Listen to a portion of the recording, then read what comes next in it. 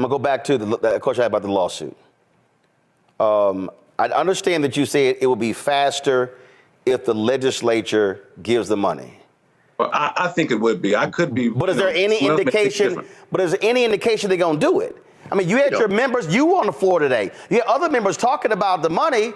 Has the Speaker of the House, has the head of the Senate, has the governor given you any indication that they are going to fully fund Tennessee State?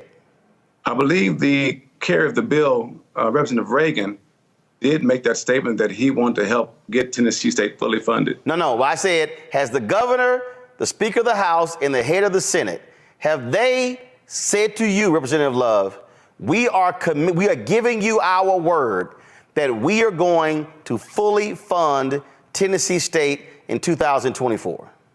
No one has said that to me. Listen, man, where are the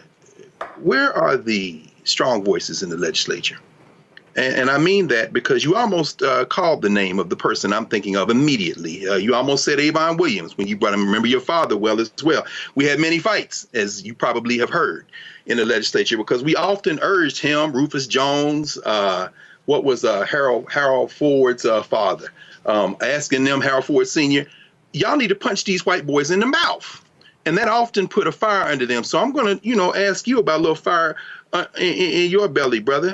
These hillbillies are clearly running a white supremacist Boston right now in the legislature. When Roland asked you about the lawsuits, I thought about Avon Williams. I think he would be filing a lawsuit, maybe Title VI. I would encourage you to reach out maybe to Alvin Chambliss.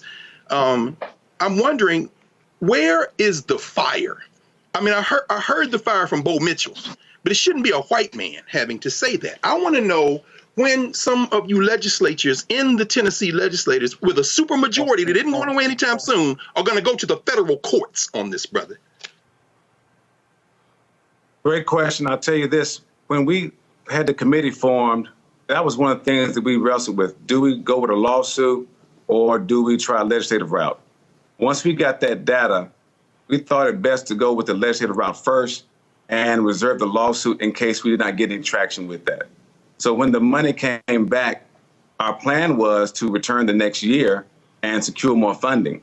That $250 million plus was to work on the infrastructure, and the hope was to use the next tranche of money to work on academic programs. As I said today on the House floor, when I opened up with conversation about it, we got caught up in conversations about audits and boards, and it seemed as if everyone wanted to talk about that instead of the finances. That's why I asked my colleagues today, since they're so excited about vacating the board, that I would want them with that same fervor and fierceness, determination, and excitement to come back and fund the university. No, they're not going to do that, brother. Hold on, Ron. I just want to follow up. This is the bottom line. These white boys not playing with y'all. Do y'all understand? This is not about logic. It's not about an appeal. Now, I understand why Bo Mitchell said what he said, but Cameron Sexton and this hillbilly from Hickston, Bo Watson, they are not interested in logic. They are, and I'm sure you remember, man, when Avon Williams, I want to say it was the Tennessean magazine, he was standing there and said, "Is this the angriest black man in America?" That's when Avon Williams was suing the hell out of them. That is where the Geyer opinion has its roots. That's why the downtown campus is named for him. They're not going to listen to logic, brother. In the words of Malcolm X, you're speaking a language they don't understand. It's not either or, is it, Representative Love? It's both and. While you are trying to appeal to their common humanity, you go to court on their ass, brother, whether you win in federal court or not, whether it's Title VI lawsuit, because you remember the dual system of higher education in the state of Tennessee, THEC and the University of Tennessee system, and you got the State Board of Regents system, and then they get rid of their board. They are treating Tennessee State differently. Whether a federal court agrees with you or not, you've got a case for a but-for case in terms of racial discrimination. But for the race of Tennessee State, which if you remember from the original federal lawsuit, the Geyer lawsuit, they were saying that they wanted Tennessee State to lose its racial identity. But for that, they would not have dismissed this board. Whether it's dismissed or not, them hillbillies don't care about Saturday Night Live. They can't spell Saturday night or live, and they don't watch it. That's why that punk was smirking in front of Bo Mitchell while he was talking. But I'm saying you got to go to court too, brother. If it's not y'all, get some people together. Where is the courage in the state of Tennessee right now?